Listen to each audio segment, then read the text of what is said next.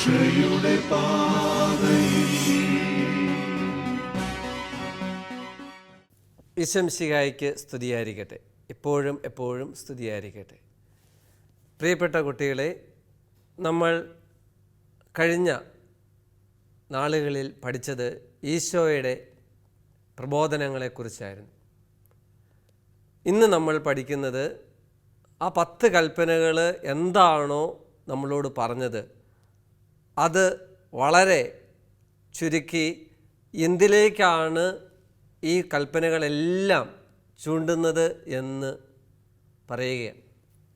അത് മറ്റൊന്നുമല്ല, ദൈവസ്നേഹത്തെക്കുറിച്ചും സഹോദര സ്നേഹത്തെക്കുറിച്ചുമാണ്. ഒരു നാണയത്തിൻ്റെ ഇരുവശങ്ങൾ പോലെയാണ് ദൈവസ്നേഹവും സഹോദര സ്നേഹവും. നമുക്കെല്ലാം അറിയാം, ഈശോ കുരിശിൽ മരിക്കുന്ന തലേ ദിവസം അന്ത്യ അത്താഴവേളയിൽ ശിഷ്യന്മാരുടെ കാല് കഴുകി ചുംബിക്കുന്ന ഒരു വലിയ ചിത്രം. സഹോദര സ്നേഹത്തിൻ്റെ വലിയ ഒരു ആഹ്വാനമാണ്. എന്നിട്ട് പറയുക, നിങ്ങൾ വലിയവരാകാൻ ആഗ്രഹിക്കുന്നുണ്ടെങ്കിൽ മറ്റുള്ളവരുടെ ദാസനാവുക, ശുശ്രൂഷിക്കുന്നവരാവുക. നമുക്ക് ദൈവസ്നേഹത്തെക്കുറിച്ചും സഹോദര സ്നേഹത്തെക്കുറിച്ചും വളരെ ഉൾക്കാഴ്ചകൾ നൽകുന്ന ദിനങ്ങളായിരുന്നു 7ാം ക്ലാസ്സിൽ കഴിഞ്ഞുപോയത്. ഓരോ കൽപ്പനയിലൂടെയും ഒന്നാമത്തെ കൽപ്പനയെ നിങ്ങളെടുത്തോളൂ. നിൻ്റെ ദൈവമായ കർത്താവ് ഞാനാകുന്നു, ഞാനല്ലാതെ മറ്റൊരു ദൈവം നിനക്കുണ്ടാവരുത്. ദൈവസ്നേഹത്തെക്കുറിച്ച് 7ാം ക്ലാസ്സിൽ പഠിക്കുന്ന കുട്ടികൾ നന്നായിട്ട് മനസ്സിലാക്കിയിട്ടുണ്ട്. എന്തെല്ലാം ചെയ്യണം, എന്തെല്ലാം ചെയ്യരുത് എന്നെല്ലാം നമ്മൾ പഠിച്ചു. വെറുതെ ആണയിടുക, ദൈവത്തിനെ മറന്നിട്ടുള്ള പ്രവർത്തനങ്ങൾ ചെയ്യുക, ഇതൊക്കെ തെറ്റായിട്ടുള്ള, ഓരോ കൽപ്പനയ്ക്കും എതിരായിട്ടുള്ള കാര്യങ്ങൾ എന്താണ് എന്ന് നമ്മൾ കൃത്യമായിട്ട് മനസ്സിലാക്കി. എൻ്റെ ദിവസം പരിശുദ്ധമായിട്ട് ആചരിക്കണം, ദൈവത്തിൻ്റെ ദിനം പരിശുദ്ധമായിട്ട് ആചരിക്കണം. അത് സ്നേഹത്തിൻ്റെ പ്രകടനമാണ്. ഓരോ ആഴ്ചയും നമുക്ക് കിട്ടിയ ദൈവാനുഗ്രഹത്തിൻ്റെ നന്ദി പ്രകാശനമായിരിക്കണം ഓരോ വിശുദ്ധ ബലിയും. നമ്മൾ പഠിച്ചില്ലേ, ദൈവസ്നേഹം വർണ്ണിച്ചിടാൻ വാക്കുകൾ പോരാ, നന്ദി ചൊല്ലി തീർക്കുവാൻ ഈ ജീവിതം പോരാ. പ്രിയപ്പെട്ട കുട്ടികളെ, നമുക്ക് ദൈവത്തെ ആഴത്തിൽ മനസ്സിലാക്കുവാനും ദൈവസ്നേഹം അനുഭവിക്കുവാനും ആ ദൈവസ്നേഹത്തെക്കുറിച്ച് പറയുവാനും ആവേശമുണ്ടായിരിക്കട്ടെ. നമ്മുടെ എല്ലാ കാര്യങ്ങളും അറിയുന്ന ദൈവത്തെ സ്നേഹിക്കുമ്പോൾ, ദൈവത്തിന് വേണ്ടി ചെറിയ ചെറിയ കാര്യങ്ങൾ ചെയ്യുമ്പോൾ ദൈവം നമുക്ക് വേണ്ടി ഒത്തിരി കാര്യങ്ങൾ ചെയ്യും. പ്രിയപ്പെട്ട കുട്ടികളെ, നമുക്ക് ദൈവത്തെ സ്നേഹിക്കാൻ കൂടുതൽ പരിശ്രമിക്കാം. സഹോദര സ്നേഹം വളരെ പ്രധാനപ്പെട്ടതാണ്. ദൈവസ്നേഹം പോലെ വളരെ പ്രാധാന്യമർഹിക്കുന്ന ഒന്നാണ് ഈ ലോകത്തിൽ നമ്മൾ ജീവിക്കുമ്പോൾ നമ്മുടെ സഹോദരരെ എങ്ങനെ സ്നേഹിക്കുന്നു. അത് നമ്മുടെ വീട്ടിലുള്ള സഹോദരൻ മാത്രമല്ല, ലോകത്തിലുള്ള എല്ലാവരെയും നമ്മൾ സ്നേഹിക്കാൻ കടപ്പെട്ടിരിക്കുന്നു. എന്നാൽ എല്ലാവർക്കും ഒരേ സ്നേഹമല്ല കൊടുക്കേണ്ടേ. നമ്മുടെ വീട്ടിലുള്ളവർക്ക് തൊട്ടടുത്ത് നമ്മുടെ വീട്ടിലുള്ളവർക്ക് കൊടുക്കുന്ന അതേ സ്നേഹം നമുക്ക് ഒരു പരിചയമില്ലാത്ത ആളുകൾക്ക് കൊടുക്കുവാൻ സാധിക്കത്തില്ല. അപ്പോൾ നല്ല രീതിയിൽ കാര്യങ്ങൾ കൃത്യമായിട്ട് മനസ്സിലാക്കണം. യോഹന്നാൻ ശ്ലീഹ എഴുതിയ സുവിശേഷം 13-ാം അധ്യായം 34-ാം വാക്യം പറയുക, ഞാൻ നിങ്ങളെ സ്നേഹിച്ചതുപോലെ നിങ്ങളും പരസ്പരം സ്നേഹിക്കുകയും. ഈശോ എങ്ങനെയാണ് ശിഷ്യന്മാരെ സ്നേഹിച്ചത് എന്ന് ബൈബിളിൽ പല സ്ഥലത്ത് പറയുന്നുണ്ട്. അതിൽ ഏറ്റവും അവസാനത്തെ ഒരു കാഴ്ചയാണ് അന്ത്യ അത്താഴവേളയിൽ പറയുന്നത്. കുരിശിൽ കിടന്നുകൊണ്ട് ഇതാ നിൻ്റെ അമ്മ എന്ന് പറയുന്നു. ഞാൻ നിങ്ങളെ സ്നേഹിച്ചതുപോലെ നിങ്ങൾ പരസ്പരം സ്നേഹിക്കുവിൻ. ഈശോയുടെ സ്നേഹത്തെക്കുറിച്ച്, ആ സ്നേഹത്തിൻ്റെ ഏറ്റവും വലിയ പ്രതീകമാണ് വിശുദ്ധ കുർബാന. ഈശോയുടെ ശരീരവും രക്തവും നമുക്ക് വേണ്ടി നൽകുന്നു. ഒരാളുടെ ജീവൻ നമുക്ക് വേണ്ടി നൽകുവാൻ അവരെത്രമാത്രം സ്നേഹിക്കുന്നു. നമ്മൾ പത്രത്തിലൊക്കെ വായിക്കാറുണ്ട്, ഭർത്താവിന് വേണ്ടി ഭാര്യയുടെ കരൾ പകുതി കൊടുത്തു. ഇതെന്താ? സ്നേഹമാണ്. സ്നേഹമുള്ളത് കൊണ്ടാണ് നമ്മൾ ചിലത് നൽകുന്നത്. നമ്മൾ ചിലവർക്ക് സമ്മാനം കൊടുക്കും. എന്തിനാണ് സമ്മാനം കൊടുക്കുന്നത്? സ്നേഹമുള്ളതുകൊണ്ടാണ്. അപ്പോൾ ഈ സ്നേഹം പ്രകടിപ്പിക്കാനുള്ളതാണ്. ചില ആളുകളുണ്ട് സ്നേഹം പ്രകടിപ്പിക്കാതെ ഉള്ളിൽ വെച്ചുകൊണ്ട് നടക്കും. അപ്പം വളരെ കൃത്യമായിട്ട് നമുക്ക് മനസ്സിലാക്കണം, സ്നേഹം പ്രകടിപ്പിക്കാനുള്ളതാണ്. ആ സ്നേഹം പ്രകടിപ്പിക്കേണ്ടിടത്ത് പ്രകടിപ്പിക്കേണ്ടതുപോലെ പ്രകടിപ്പിക്കണം.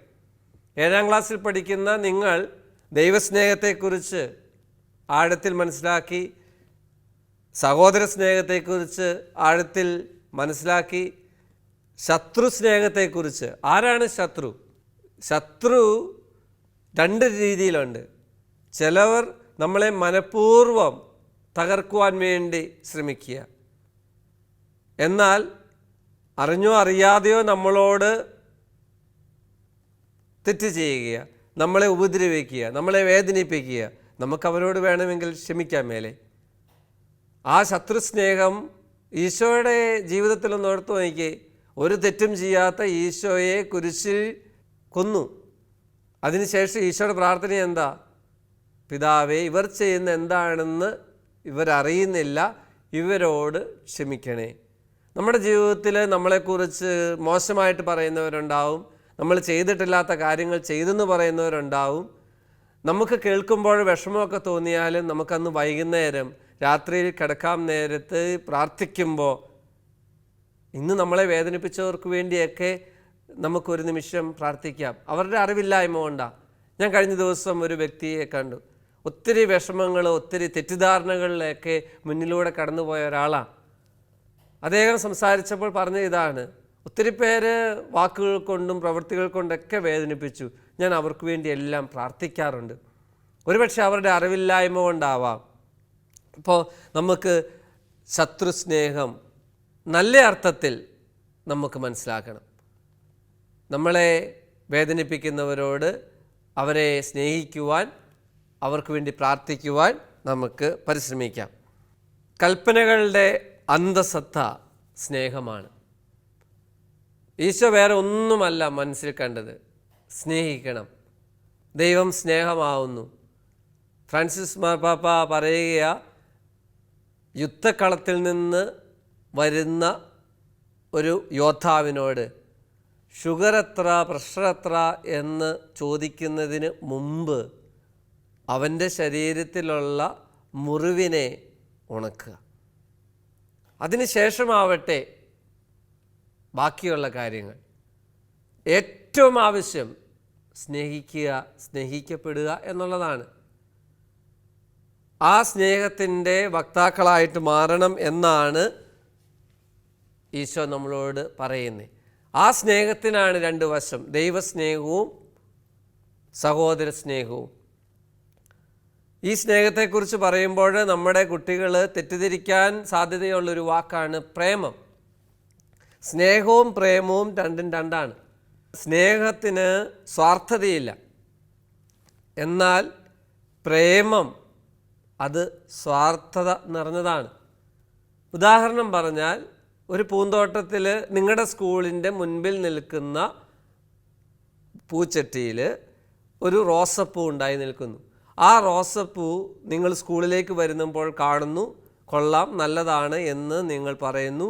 നിങ്ങൾ അതിനെ ഒരു ഉപദ്രവവും ചെയ്യാതെ കണ്ട് തിരിച്ച് പോരുന്നു, സ്കൂളിൽ ക്ലാസ്സിൽ കയറിയിരിക്കുന്നു. അത് ആ റോസപ്പൂവിനോടുള്ള സ്നേഹമാണ് പ്രകടമാക്കുന്നത്. എന്നാൽ നിങ്ങൾ വന്ന് ബസ്സിൽ ഇറങ്ങി, നിങ്ങൾ ആ പൂ കണ്ടു, മറ്റാരും വരുന്നില്ല, നീ ആ പൂ കണ്ടു, നീ ആ പൂ വലിച്ചു പറിച്ചെടുത്തു, അതിനുശേഷം പറയുക, ഞാൻ കണ്ടു, അത് ആസ്വദിച്ചു, ഇനി വേറെ ആരും ഈ പൂ കാണണ്ട എന്ന് പറയുമ്പോൾ നിനക്ക് ആ പൂവിനോട് സ്നേഹമല്ല, പ്രേമമാണ്. സ്വാർത്ഥത നിറഞ്ഞ സ്നേഹം ചീത്തയാണ്. നമ്മൾ നമ്മുടെ സഹോദരരെ സ്നേഹിക്കുന്നത് പണത്തിനു വേണ്ടിയോ മറ്റ് വ്യക്തിപരമായിട്ടുള്ള ലാഭത്തിനു വേണ്ടിയോ ആവരുത്. ദൈവസ്നേഹത്തിൻ്റെ ഏറ്റവും പ്രധാനപ്പെട്ട ഒരു കാര്യം, നമ്മുടെ ജീവിതത്തിൽ ഏറ്റവും പ്രാധാന്യം കൊടുക്കേണ്ടത് ദൈവത്തിനാണ്. With God I am hero, without God I am zero. ദൈവത്തെ സ്നേഹിക്കുന്നവർക്ക് ഒന്നിനും കുറവുണ്ടാവില്ല. നിങ്ങൾ 7ാം ക്ലാസ്സിൽ പഠിക്കുന്ന കുട്ടികൾ മനസ്സിലാക്കണം. ചിലവർ പറയും ഞാൻ പഠിക്കുന്നില്ല, മനസ്സിലാകുന്നില്ല, ഓർത്തിരിക്കുന്നില്ല. നിങ്ങളെല്ലാ ദിവസവും ബൈബിൾ വായിക്കുക. നിങ്ങളെല്ലാ ദിവസവും ബൈബിളിലെ ഒരു വാചകമെങ്കിലും കാണാതെ പഠിക്കുക, നോട്ട് ബുക്കിൽ കുറിക്കുക. ദൈവത്തെ സ്നേഹിക്കുവാൻ നമ്മൾ സമയം കണ്ടെത്തണം. അങ്ങനത്തെ നല്ല ശീലങ്ങൾ ചെയ്യുമ്പോൾ നമ്മൾ നല്ല മിടുക്കരാവും, സ്മാർട്ടാവും. ഞാൻ വിദ്യാർത്ഥിയായിരുന്നപ്പോൾ മുതൽ ചെയ്യുന്ന ഒരു കാര്യമുണ്ട്, ഇപ്പോഴും ചെയ്യുന്നതാണ്. ഞാൻ പഠിപ്പിക്കുന്ന പുസ്തകത്തിൻ്റെ ആദ്യ പേജുകളിൽ ബൈബിൾ വചനം എഴുതിയിടും. അത് എൻ്റെ ഒരു പഠിക്കുന്ന ഒരു വിദ്യാർത്ഥി എന്ന നിലയിൽ എനിക്കൊത്തിരി സഹായമാണ്. നമ്മളെ ഒത്തിരി ദൈവത്തിൻ്റെ ചിന്തയിലേക്ക് നയിക്കുവാൻ സഹായിക്കുന്നതാണ്. 7ാം ക്ലാസ്സിൽ പഠിക്കുന്ന നിങ്ങൾക്ക് ഈ കാര്യങ്ങളെല്ലാം ചെയ്യാം. 2ാമത്തെ കാര്യം നിങ്ങളുടെ കൂട്ടുകാരോടുള്ള സ്നേഹമാണ്. നല്ല ബന്ധങ്ങളുണ്ടാവട്ടെ. കൂടെ പഠിക്കുന്ന കുട്ടികളെ കൂടപ്പുറപ്പായിട്ട് കാണുവാൻ പറ്റുന്നതാവണം നമ്മുടെ വിദ്യാഭ്യാസം. കൂടെ പഠിക്കുന്ന കൂട്ടുകാരെ കൂടപ്പുറപ്പായിട്ട് കാണുവാൻ സാധിക്കുന്ന രീതിയിലായിരിക്കണം നമ്മുടെ ബന്ധങ്ങൾ. അതിൻ്റെ അതിര് കടക്കരുത്. അനാവശ്യമായിട്ട് ആരെയും ശരീരത്ത് തൊടിയിക്കരുത്. അതാ നമ്മൾ വിശുദ്ധിയെക്കുറിച്ചൊക്കെ നമ്മൾ പറഞ്ഞ്, വ്യഭിചാരം ചെയ്യരുത് എന്ന് പറഞ്ഞ ഈശോയുടെ കൽപ്പനയിലൂടെ ഈശോ പറഞ്ഞു നമ്മുടെ ശരീരത്തെ വിശുദ്ധിയുള്ളതാക്കി മാറ്റണം. സ്നേഹം അതിര് കടക്കരുത്. ആ സ്നേഹം വിശുദ്ധിയുള്ളതാവട്ടെ. നമുക്കും മറ്റുള്ളവരെ വേദനിപ്പിക്കുന്ന മറ്റുള്ളവർക്ക് വേണ്ടിയൊക്കെ പ്രാർത്ഥിക്കാം. നല്ല സമരയക്കാരനായിട്ട് നമുക്ക് മാറാം. നല്ല സമരയക്കാരൻ്റെ ഉപമ നിങ്ങൾ വായിച്ചിട്ടുണ്ട്, ഇല്ലെങ്കിൽ നിങ്ങൾ വായിക്കണം. അയൽക്കാരൻ്റെ ആവശ്യ സമയത്ത് ഓടിയെത്തുന്ന നല്ല സമരായൻ. അതിന്ന് അതിനാണ് ചെറുപുഷ്പമിശീലിങ്ങും പ്രേക്ഷിത പ്രവർത്തനവും വ്യക്തിത്വ വികസനവും തിരുബാല സഖ്യവും KCYയും KCYയിലും ഒക്കെ പ്രവർത്തിക്കുന്നത്. നമുക്ക് ഈശോയുടെ ആഹ്വാനത്തിനനുസരിച്ച് പ്രവർത്തിക്കാം. നമുക്ക് ഒരു നിമിഷം പ്രാർത്ഥിക്കാം. ഈശോയെ, കുഞ്ഞുങ്ങളായ ഞങ്ങളെ തെറ്റിൽ വീഴിക്കാതെ ദൈവിക പുണ്യത്തിൽ നന്മയിൽ വളർത്തിക്കൊണ്ടുവരുവാൻ അനുഗ്രഹിക്കണേ. മറ്റുള്ളവരോട് ക്ഷമിക്കുവാൻ, മറ്റുള്ളവരെ ആത്മാർത്ഥതയോടെ സ്നേഹിക്കുവാൻ ഞങ്ങളെ പരിശീലിപ്പിക്കണേ.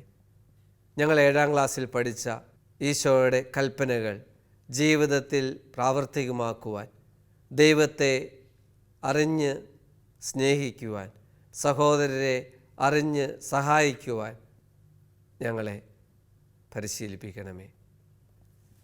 ഈശോ മിശിഹായിക്ക് സ്തുതിയായിരിക്കട്ടെ.